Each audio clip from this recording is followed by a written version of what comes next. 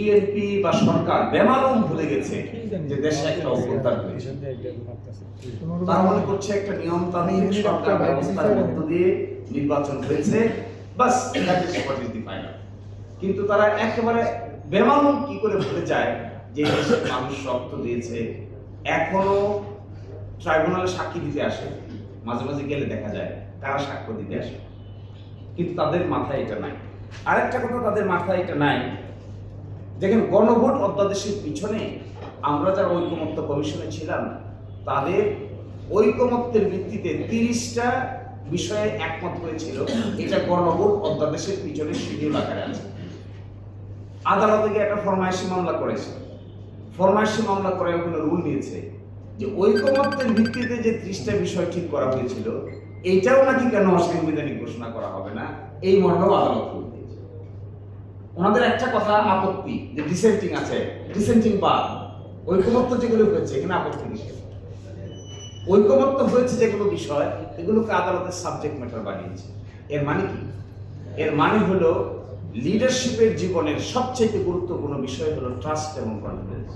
কোনো নেতা কিংবা কোনো গোষ্ঠীর প্রতি জনগণের যদি আস্থা এবং বিশ্বাস না থাকে ও কিন্তু শেষ পর্যন্ত নেতৃত্বের ক্যাটাগরিতে উত্তীর্ণ হতে পারে।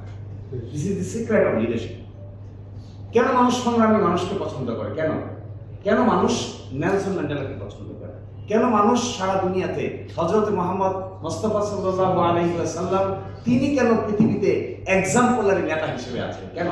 বিকজ তার কথা এবং তার কাজ, তার মুআমালাত, তার কর্মকাণ্ড, তার পলিসির মধ্যে আপনি বৈপরীত্য দেখতে পাবেন। একইভাবে নেলসন ম্যান্ডেলা 28 বছর ছিল জেলের ভিতরে। আপনি দেখবেন ওই ভদ্রলোকের জিন্দেগিতে জেলে গেছে, জুলুম হয়েছে, থাকতে থাকতে জীবন পার করে দিছে, কিন্তু কখনো নিজের দেওয়া কমিটমেন্ট থেকে সরে দাঁড়ায় নাই। একইভাবে বেগম খালেদা জিয়াকে কেন আমরা আপসী নেত্রী বলি? Because she suffered a lot but she did not compromise. এখন এসে আমরা কি বিপদে পড়েছি? তার দল সরকার গঠন করার আগে যা বলেছে, একসাথে মিলে আমরা যা আলোচনা করলাম, সরকার গঠন হওয়ার পরে কিংবা নির্বাচনের পরে 180 ডিগ্রি অ্যাঙ্গেলে পোল্ট্রি মারছে।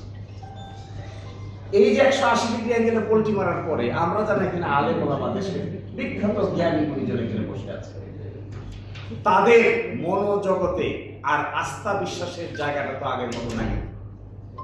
আপনি কি করে ফিরে আনবেন?